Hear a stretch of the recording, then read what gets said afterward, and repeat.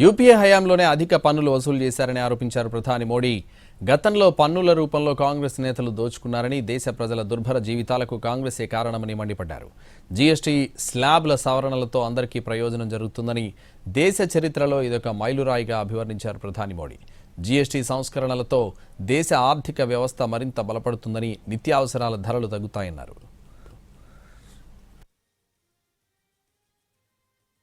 भारत सरकार ने राज्यों के साथ मिलकर के एक बहुत बड़ा निर्णय किया है और बहुत महत्वपूर्ण निर्णय है।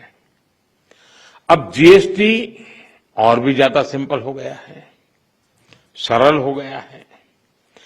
जीएसटी के मुख्यतः दो ही रेट रह गए हैं, 5% और 18%, 5% और 18%। जीएसटी 2.0 के रूप में कह रहे हैं, लेकिन असल में ये देश के लिए सपोर्ट और ग्रोथ की डबल डोज है।